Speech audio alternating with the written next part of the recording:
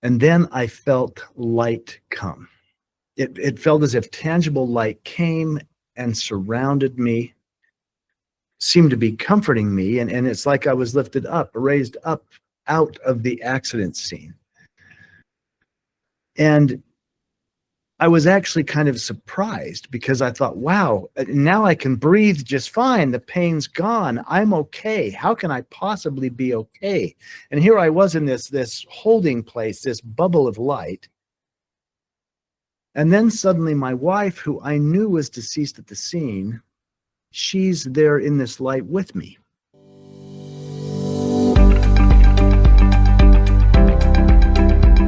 Hello, thank you for tuning in. My name is NELLA, and welcome to my podcast, Ethereality. Today's guest is Jeffrey Olsen. This is one of those stories that shatters your heart and puts it back together again. The darkness in which grief demands can be a beautiful place of catharsis and transformation. Thank you so much, Jeff, for being here today.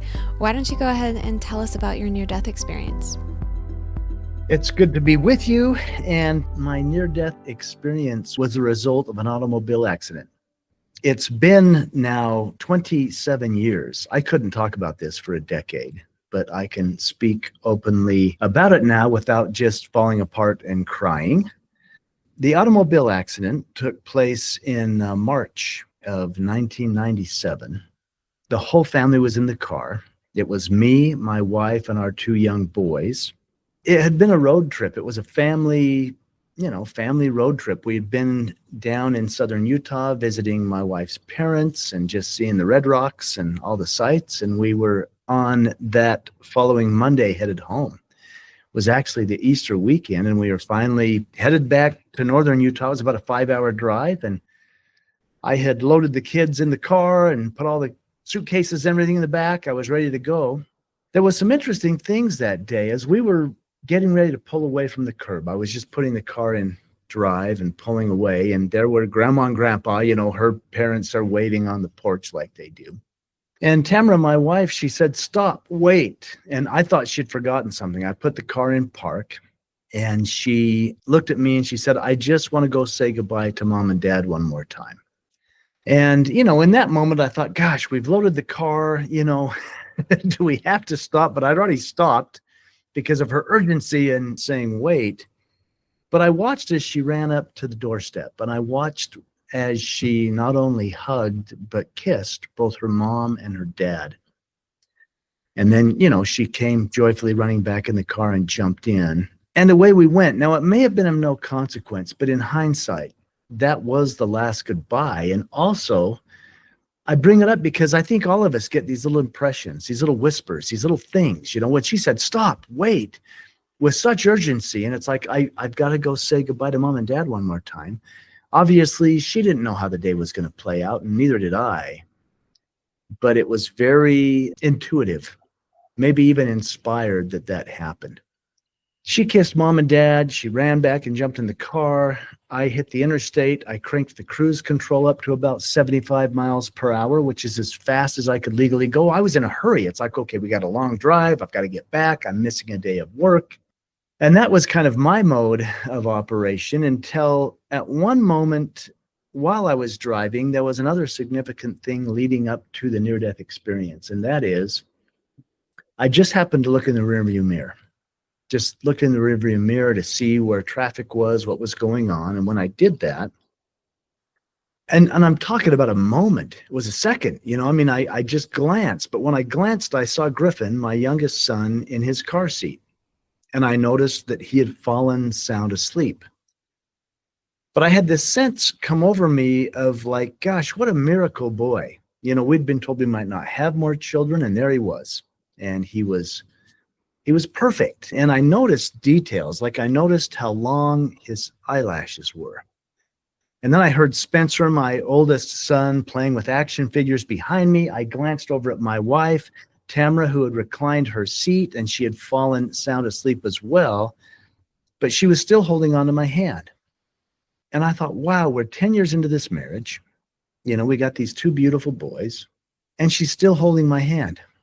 it was this moment of absolute gratitude. It was like, wow, look what I'm surrounded with. And I remember that. I remember feeling that.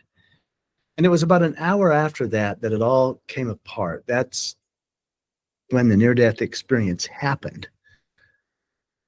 But about an hour after that, and there was reports of crosswinds, there was reports of a pickup truck that was driving erratically on the interstate. I think one of the toughest things about telling this story is I believe I may have fallen asleep at the wheel, just dozed off, just dozed. But whatever happened, I swerved to the right, I overcorrected to the left, and I lost control of the car. And the car began to roll, not off the interstate, but down the concrete at 75 miles per hour. It was a horrible accident. The reports say the car rolled no less than 6 to 8 times. High speed, high velocity crash. And I blacked out for most of the actual crashing, but when the car came to a stop, I was completely conscious. And the first thing I heard was my 7-year-old son, my oldest son, crying in the back seat behind me, hysterically crying. And as a father, I thought, I've got to get to my boy. I've got to get to my son. But that's when I realized that I couldn't move. I was pinned either to the seat or the floorboard. I couldn't tell. There was all the broken glass. There was the rancid smell of gasoline. And I'm thinking, I can't move. I can't get to him. Now, I was unaware of my actual injuries, but what had happened is both of my legs had been crushed. My left leg was eventually amputated above the knee. My right arm had almost been pulled off. The whole rotator cuff, every attachment had been pulled out. My back had been damaged in 2 places, 2 cracked vertebrae. My rib cage had been damaged. My lungs were collapsing. And the seatbelt had cut through me and literally ruptured my insides. I was unaware of any of that. All I knew is my son was crying, and I had to get to my son, and I couldn't move. That's when I realized the brutal reality that no one else was crying, that Tamara, my wife, and Griffin, my son, were not crying. And I became acutely aware at the scene of the accident that they were gone. I knew they had passed. I won't go into the details of what I saw, but I knew they were gone. That's the darkest despair I think any human being could ever be in. I've crashed the car. I'm unable to move. I've got a hysterical 7-year-old. Half the family is passed, and I know that. And I was driving the car. I mean, the guilt, the regret, the trauma, the pain. And I don't share that to be graphic. This was the setting. And I remember attempting to speak to my hysterical 7-year-old. I said, Spence, it's going to be okay. And he recalls that. That's the last thing I remember in this realm. And then I felt light come. It felt as if tangible light came and surrounded me, seemed to be comforting me. And it's like I was lifted up out of the accident scene. I was actually kind of surprised because I thought, wow, now I can breathe just fine. The pain's gone. I'm okay. How can I possibly be okay? And here I was in this holding place, this bubble of light. And then suddenly my wife, who I knew was deceased at the scene, she's there in this light with me. Because she had reclined her seat back and was sleeping, the seatbelt did not restrain her properly. It was some pretty serious head trauma that took her life, and I was aware of that. But in this light, and all of a sudden she's there, she was gorgeous. She was radiant. There was no injuries. There was no trauma. There she was, and she was very much alive. We began conversing. She kept saying, Jeff, you can't stay here. You can't stay here. You've got to go back. You've got to go back. You can't be here. We literally had like a conversation. Somehow she couldn't go back, but I could. And we talked about if I stayed with her, our 7-year-old would be orphaned. We made a deal. I gave my word. Okay, I'll go back. I'll go back and raise our son. I said one of the most profound goodbyes I'll ever say. And I didn't have to figure out how to get back. It was intention. It was thought. Like as soon as I made the conscious thought, the pure intention, I'm going back, then it was like I was just whisked or whooshed, or I suddenly found myself moving about a very busy level 1 trauma center. a hospital. I have no concept of time in this holding bubble of light. I later found out that people arrived on the scene of the accident. They called emergency services, which came. Spencer, my 7-year-old, was banged up pretty good, but he basically walked away from the accident. Physically, emotionally, he thought the whole family was gone. I had to be extricated from the car with my injuries. I had to be airlifted or life flighted to the nearest level 1 trauma center, which I was, but I knew none of that. All I knew is I had crashed the car. I'd said this profound goodbye. And here I was moving about this busy emergency room setting hospital, seeing the doctors and the patients and the nurses and even the families of the patients. I seemed to have 360-degree awareness of everything around me. It was profound. Do you feel like you were in your body at that point, or maybe out of body with your body, like traveling with it? Because the 360-degree perspective? I was definitely out of the body. And here's how this plays out. I mean, here I am moving about, and I'm me, and I'm conscious and aware, in fact, super conscious and super aware, this 360-degree awareness. And I'm seeing doctors and patients, and I'm literally feeling them. I'm feeling their lives. I know their love, their hate, their joy, their motivations. I'm connected to everything. It was this profound oneness. And then I finally came upon a body or a man I didn't feel anything from, which I thought was odd. And that's when I looked closer and thought, oh my goodness, that's me. But that was not me. That was my body. That was my skin suit. But my consciousness, my soul, if you will, was having this incredible connected oneness experience, but there was my body. So I was definitely out of the body because I'm looking at it. I'm realizing, wow, I'm out of the body. Does that mean I'm dead? But I'm very much alive. I'm very much aware. I'm very connected to everything. And as I looked at my body, I had this realization, I suppose. It's like, wow, there's my body. I took it for granted. I didn't even ever think about that. I didn't have to remind my heart to beat, or think about my lungs breathing or teach my eyes how to see. I mean, there was this miraculous machine that was my body, and I was not in it, but I knew I was to get in it. And there was this whole new respect and reverence for our physicality. Gosh, I'd been a Division I athlete, and there was my body so badly broken. There was also an intense sadness. It's like, wow, my body is so broken up, but I knew I had to get in. And again, just intention. I didn't have to figure out, well, how do I get in there? The intention, the thought, I'm going in, then boom, I'm back in the body, but back to the heaviness. I mean, the trauma, the pain, the guilt, the regret. Can I get those 3 seconds back? And it was a heavy, heavy, heavy, dense feeling to be back in the body. I was ventilated. They had a big tube down my neck doing the breathing from my lungs. My right arm was obviously immobile. My legs were obviously immobile. They eventually tied down my left hand because I kept grabbing at all the equipment. And there I was. I learned a whole new meaning of be still because I had no choice. And I was in the hospital for 6 months. Almost 6 months. I had 18 surgeries in all. I learned a lot. It's almost as if I was in and out of the body during those months. I had profound experiences. And maybe the most poignant experience, too, was at the end of my hospital stay. And it's probably worth pointing out that the 2 most profound near-death or out-of-body experiences were at the scene of the accident, before narcotics had been administered and morphine and all that. And then at the end of my hospital stay, after I was out of ICU and off the morphine and out of surgical recovery, and I was actually in the rehabilitation wing not many days, maybe a week or so or 2 from coming home, I had another profound out-of-body or near-death experience. I was finally able to sleep on my side because they had finally stabilized the wounds in my abdomen.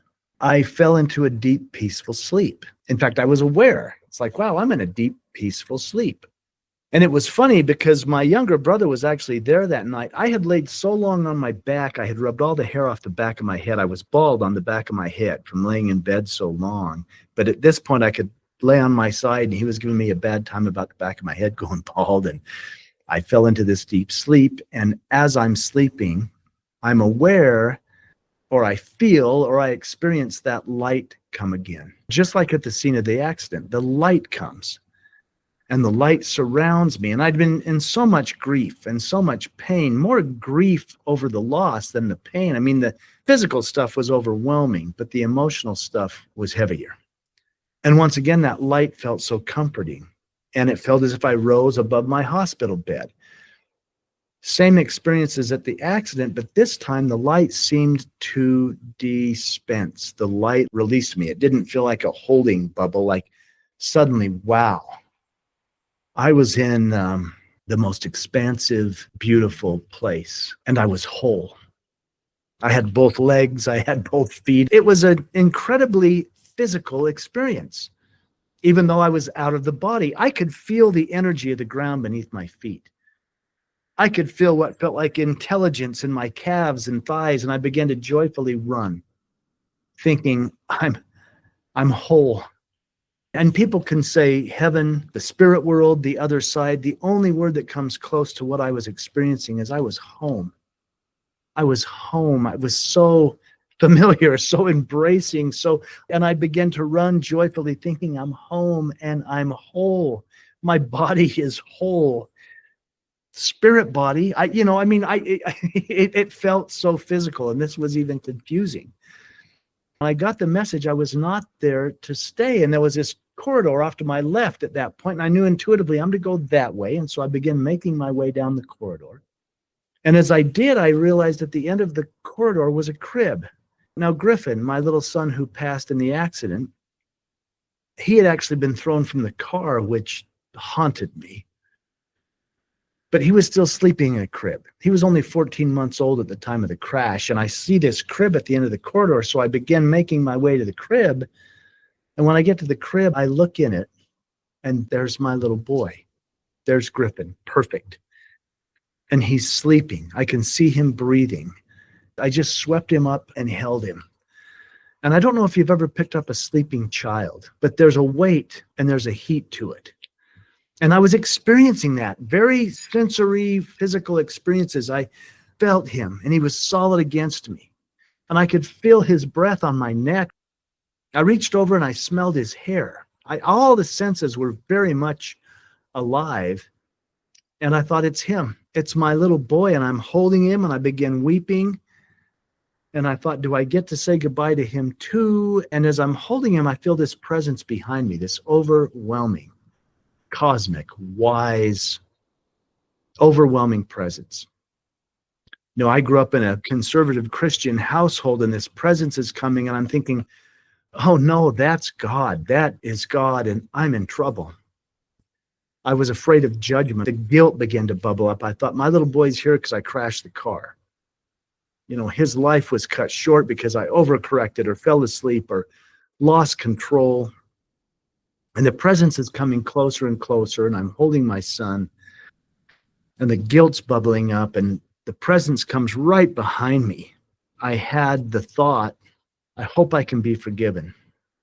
And as I had that thought, and this almost felt physical too, I felt these arms just embrace us both, me and my son. And that's when the lid just came off. There was this downpouring, this infusion of peace and love and connection. And the first message that came through all that was, there's nothing to forgive. Everything's in divine order. And I thought, how can that be? How can that possibly be? He's here. Tamara's gone. Spencer's down there somewhere.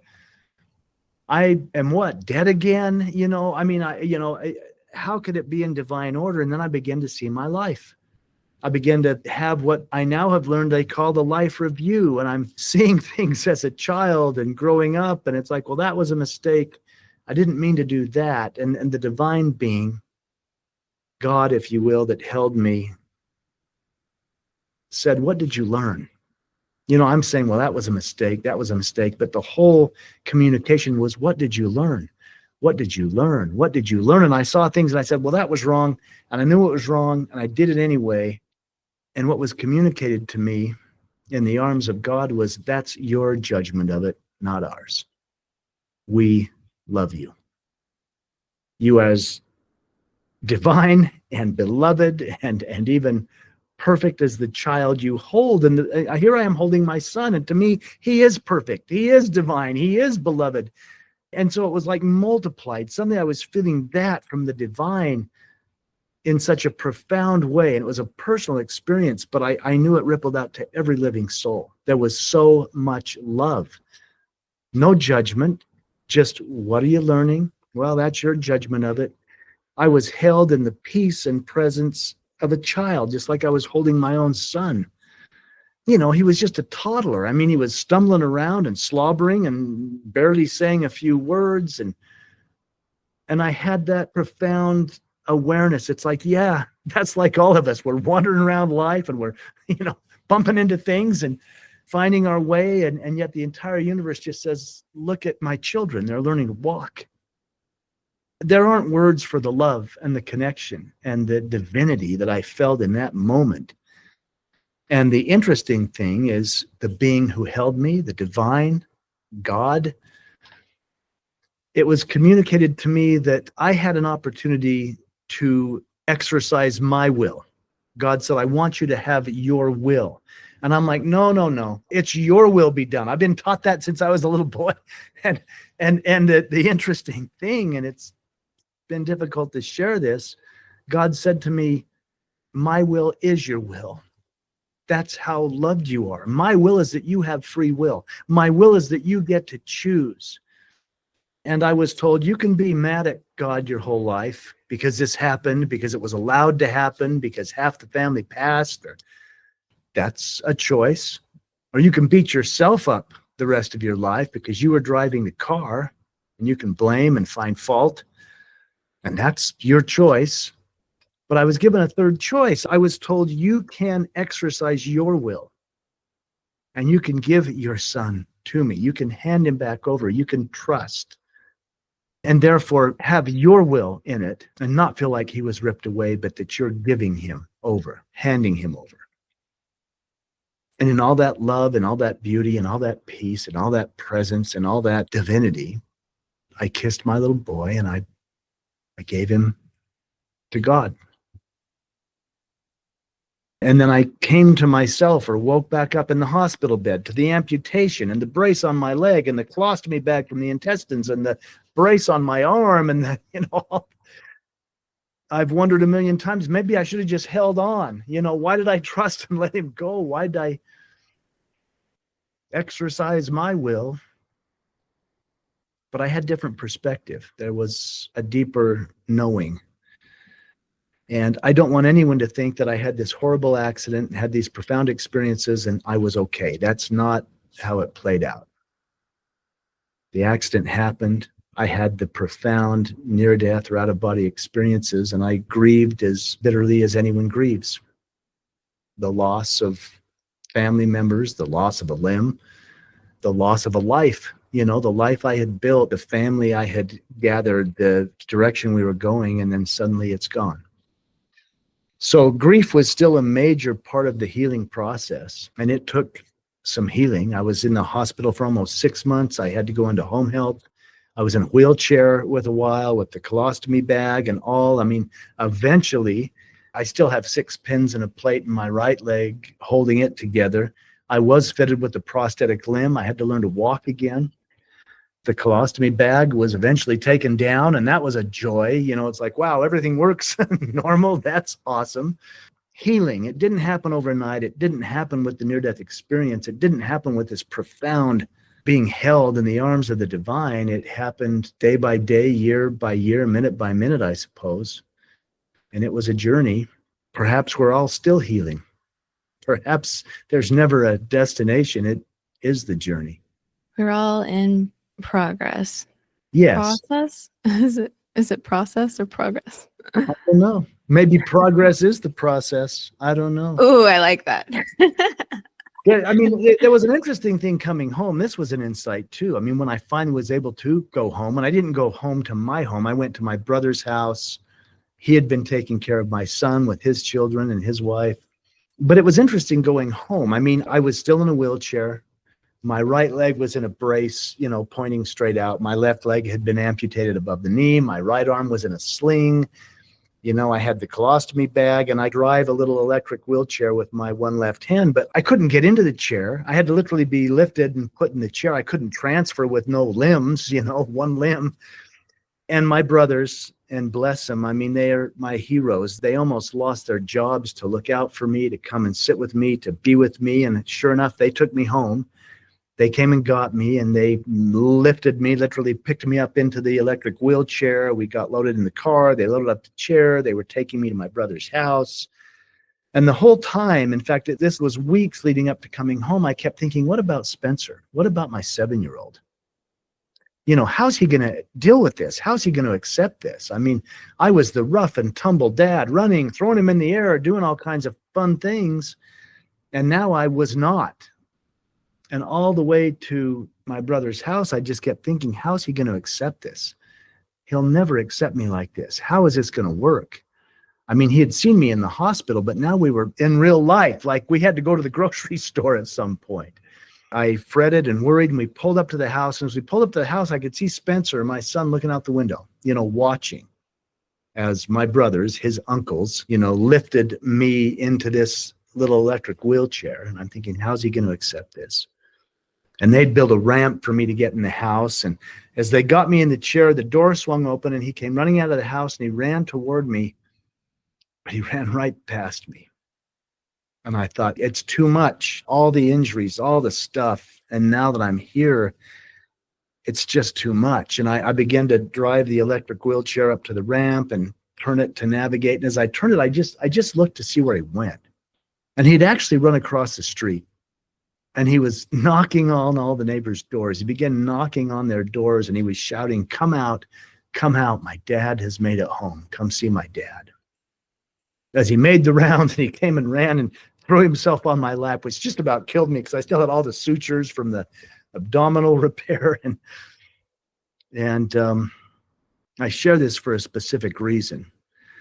I had this conversation with him. I said, look, I'm going to work really hard to get well. I'm going to work really hard to walk again, but I'm going to be like this for a while. Are you going to be okay?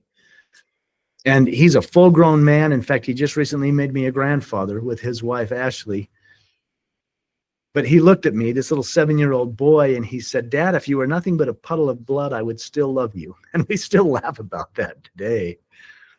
And the reason I share this is here I was, all busted up in a wheelchair in this realm, holding my son who survived, whose heart was shattered just like mine was.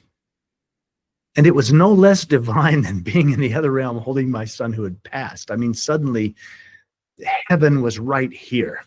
There was nothing to become. There was nowhere to go. There was nothing to do. It was to simply be in that perfect moment and feel the love of a child, which was unconditional. Even though I didn't accept myself, he certainly did. I've learned that those little things are the big things, and that maybe heaven is right here.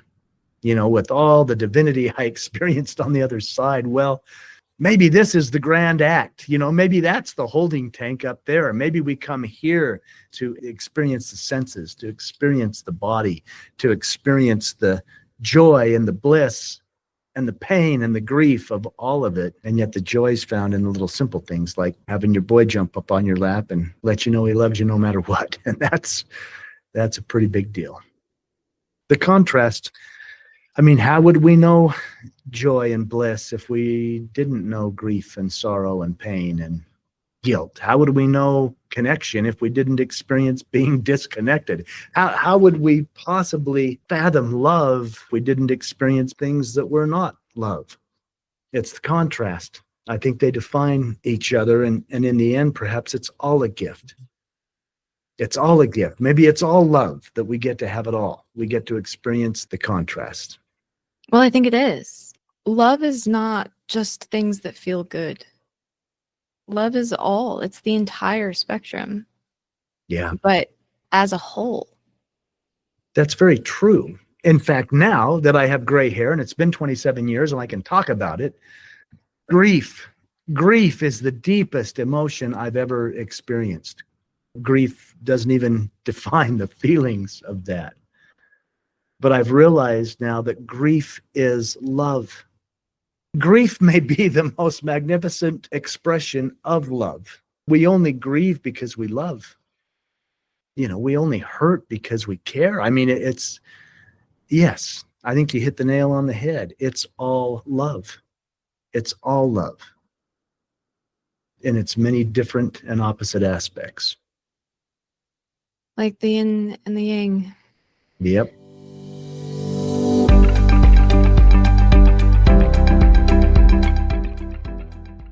If you're getting any value out of this podcast, please hit that like button and subscribe. Also, if you've enjoyed my content before, or maybe you're new here, but you like it, drop a comment and let me know you're here. I would love to get to know my audience. Thank you for listening, and let's get back to the content. I saw a quote that said, "Grief is the cost of love." That is very true. Grief is the cost of love. And gosh, grief expands the soul like nothing else. I know that grief literally was the catalyst for a deeper capacity to love, for a deeper capacity for empathy, for compassion. I mean, it is the cost of love, and yet it is soul expanding. And so we could make the argument that it's well worth it, that the price is worth paying. There's a price for everything. And if the price for love is grief, then I'll take them both. I would do it all again. I recently watched an old film that's a favorite of mine, and I rewatched it. I mean, it's been years, but it's an old Nicolas Cage, Meg Ryan film, and it's a remake of a book of another film. Anyway, it's called City of Angels, and I was so moved. I've always been moved by the film. It came out right after the accident happened, about a year after the accident, but as I rewatched it, there was little things. There's these angels, and they're looking over, and they know everyone's thoughts, and they're supporting things, and they're stopping, crimes. And yet they go to collect the people when they pass. And Nicolas Cage, who plays a character called Seth, and he's the main character, the main angel of the film, he goes to pick up this little girl who's passing. As she passes, as her spirit, if you will, or consciousness, her eternal being leaves the little body, he asks her what her favorite thing was. And she said, pajamas. I'm not trying to give away the whole film, but he's so intrigued with her experience. Pajamas, the flannel kind with the feet in it. He's talking to the other angels about this little girl, and she thought angels had wings, because he doesn't, and he said he would make her a pair of wings if she felt like that would make for the transition. He's explaining this, and the other angel friend said to him, "What did she say? What did she say when you said you would make her wings?" And the main angel character says, "She said to me, what good would wings be if I can't feel the wind on my face?" And little things like that jumped out, because wow, to be in the body, everyone's so interested about the near-death experience, the out-of-body experience. But what about the experience in the body? To feel the wind on your face, to taste ice cream, to know what a pear tastes like, to touch, to smell, to see, to hear. I mean, I'm sure most listeners have seen the film. If you haven't, the angel makes the choice to come and be human. And he goes through all the human experiences in a very radical and rapid way. And when the other angels ask him, was it worth it? He says, I'd do it all. I'd do it all again for one whiff of her hair. And when I saw that, knowing I'd smelt Griffin's hair, even on the other side, and it felt so physical there, but here it's physical. We're having the human experience, and it's a gift. It's a gift. See, I grew up in a household where I believed that life was a test, that life was a test, and the angels and God were keeping score, and I was obviously failing the test, and yet going into the other realms, being held by the divine in loving arms that had no judgment. And as I held my son who had passed away because I crashed the car, I even had that thought. I've failed the test. And the God that held me said, Oh, my dear son, life is not a test. It's a gift. It's an absolute gift. And I suppose it is, and boy, every day, life's, there's challenges, there's difficult things. There's also beautiful things, but yeah, it's a gift. We get the full feature. We get the full feature film with the candy and the popcorn and the soda, but there's a sticky floor and gum under the seat sometimes. You get the whole run. You get the whole run. Somebody asked me recently what my favorite thing about myself was. And my answer was trauma, my trauma. Because if it wasn't for the challenges that I've endured, I wouldn't be who I am with the capacity I have now for understanding and for love. You actually told me once in our previous meetings that if I meet someone who has deeply known grief, to hold on to that person because they have greater capacity for love. And I took that to heart. It's true. And we all have it. We all get our turn. And I love this. Oh my gosh. You're a young woman. To have that wisdom now in your life, to have that capacity. I mean, to hear you say your favorite thing is your trauma. And I see courage. I see courage. And yet courage could not exist without fear, right? I mean, courage is born of fear, and we want to judge the dark side. We want to judge the negative side. Oh, no fear. Fear nothing. Operate in love, not fear. But without fear, where's courage? Without having to press through the darkness, where's the light? And to embody that as you do in your glorious young self, which we're all eternal. I mean, I'm talking about age in this lifetime. I learned that in those other realms. I knew full well that we were eternal beings of light. I felt that I had always existed.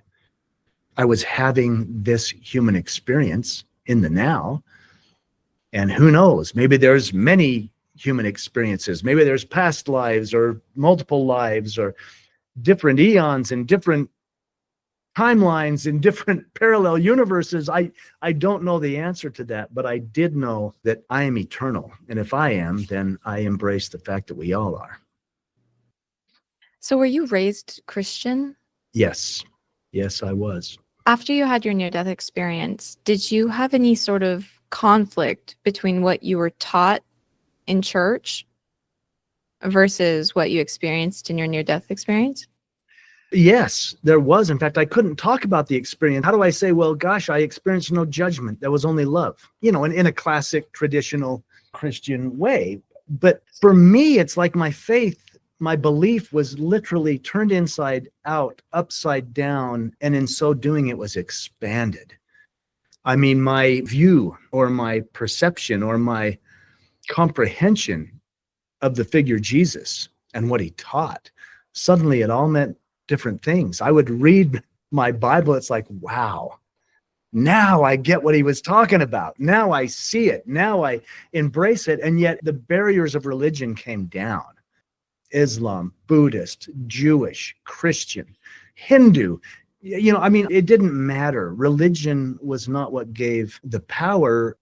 If religion is a pathway to God or a pathway to the divine, then take it. And whatever brings you closest to the divine, embrace it. But the end result is that connection to God, that communication with the divine, that connection to myself. The big takeaway, which was so interesting and still sometimes hard to say, is I realized that, wow, I am divine. In the arms of the divine, I realized I am that I am. I'm part of that. I'm a manifestation of that. And if I am, then you are. And everyone is. It's like, wow, judgments and comparisons just went out the window.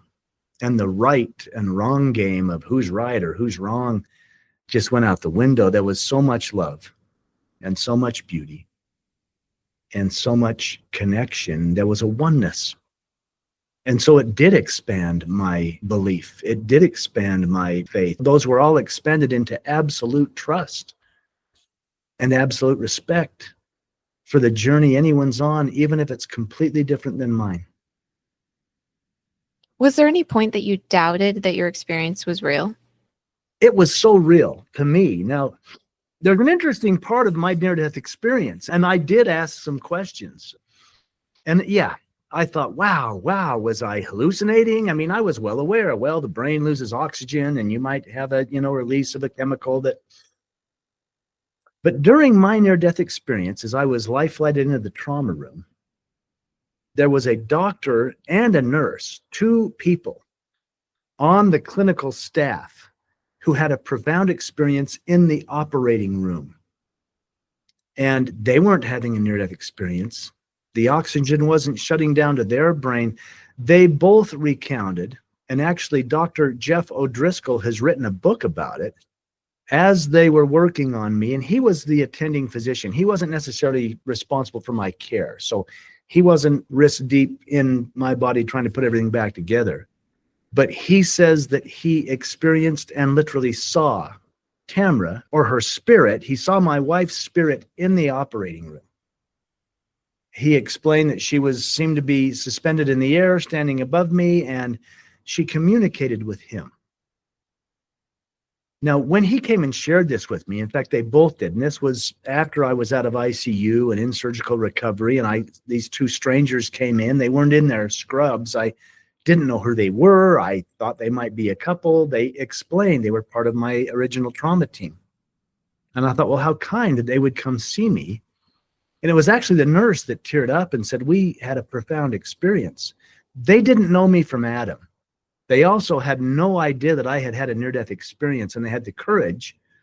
And the nurse claimed they were inspired to share with me what had happened. And as she told me, we saw and experienced your wife in the operating room. Her spirit was there. She communicated.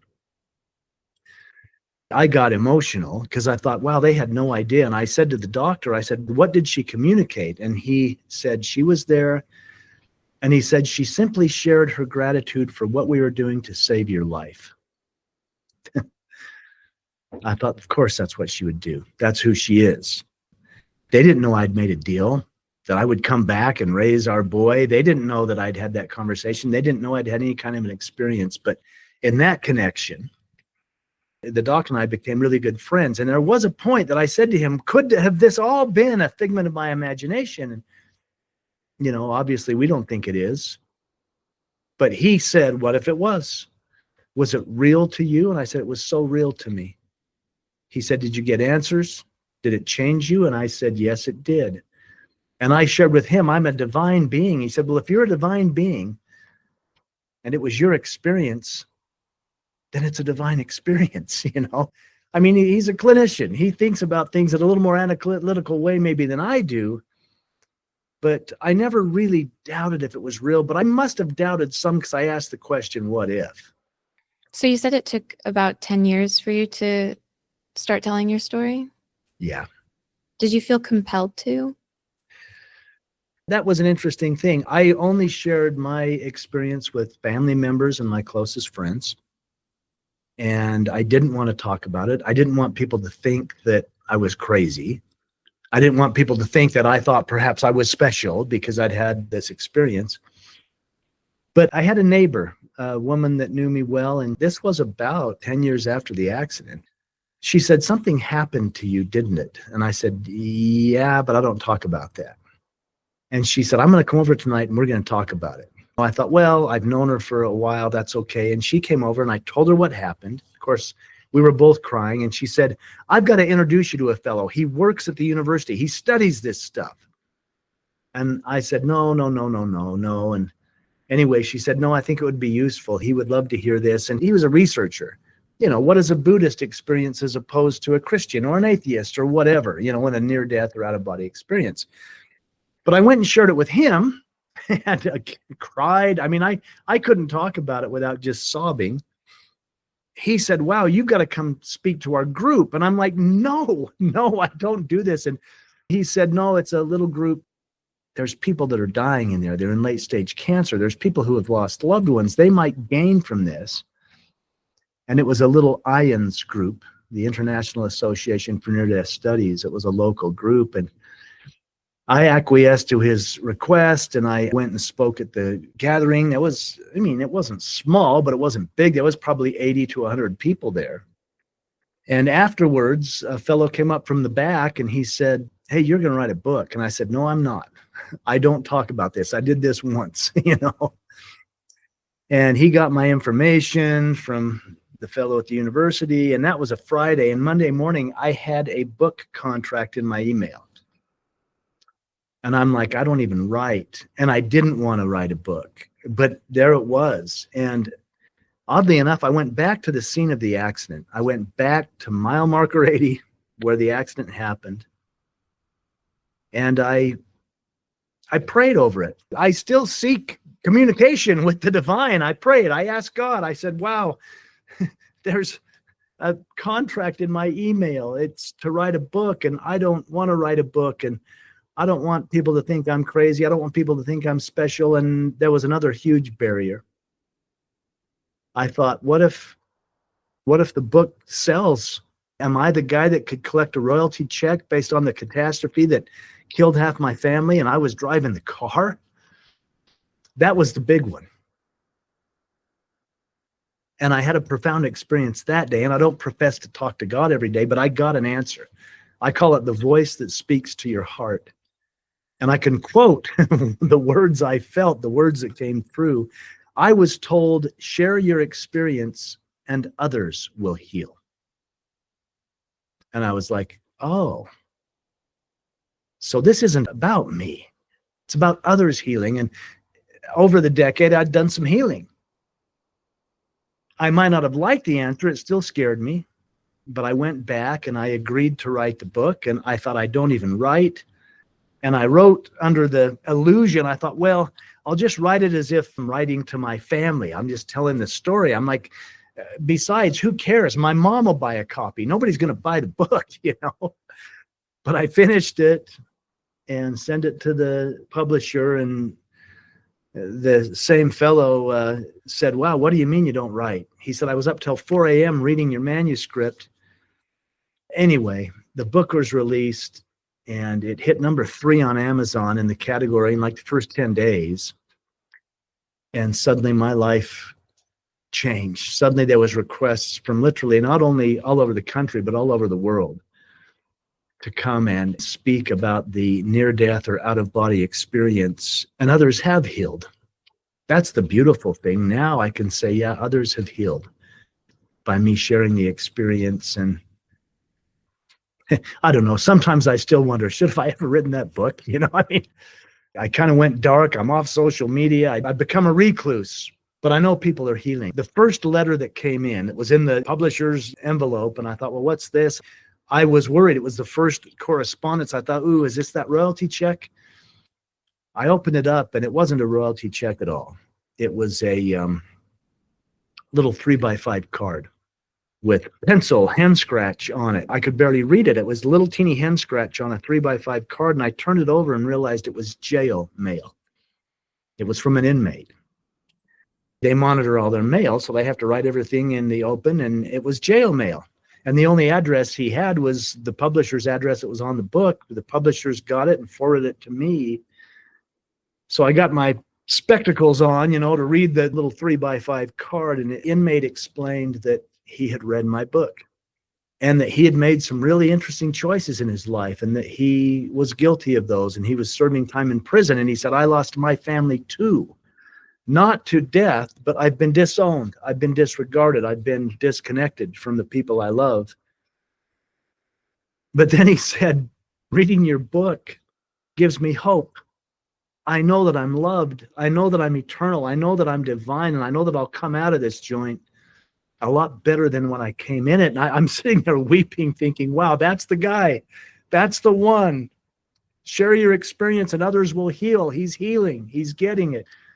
He's growing. And anyway, that's a long story, but I realized that, yeah, others do heal. So that's just one example. And I'm honored that they do. I'm honored to have been a part of that. And I'm still a little self-conscious about telling the story to the world, but if people heal from it, then it's worth the price. It's brave. It's bravery, like you were talking about, to come forward and to share stories like these. I am so grateful for the groundbreakers in this community who started talking about it. Because the first people who did were ostracized. They were called crazy. They were institutionalized. Yep. But when people step forward and share their experiences like you have, it grows the community into a bigger and more welcoming space. It's just so wonderful now that we have a space like this where people can talk freely about all of it and not be ostracized or looked at like they're crazy or any of those things. Yeah, it's cool.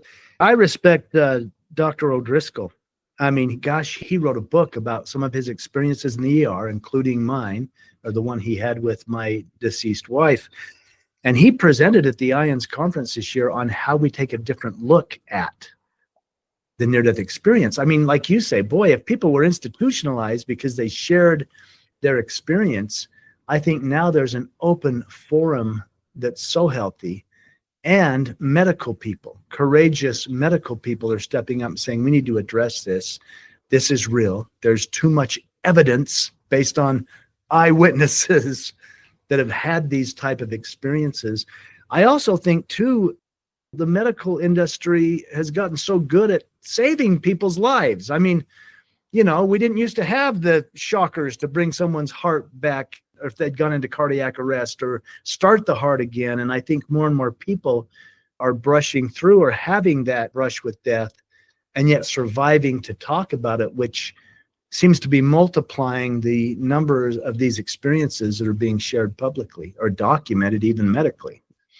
I want to encourage people who have distressing near-death experiences to come forward, because that does happen. I feel like their own shame cycles and guilt and what they believe that they deserve plays a big role in what kind of experience manifests for them. So when you have those feelings of shame and guilt and stuff, it's really hard to come forward about distressing experience that you've had and why you believe that you had a distressing experience. But I feel like the more inclusive that we are about the full range, you know, how accepting we are, how you and I were talking about grief being a beautiful expression of love, that the pain and the suffering is also an expression of love.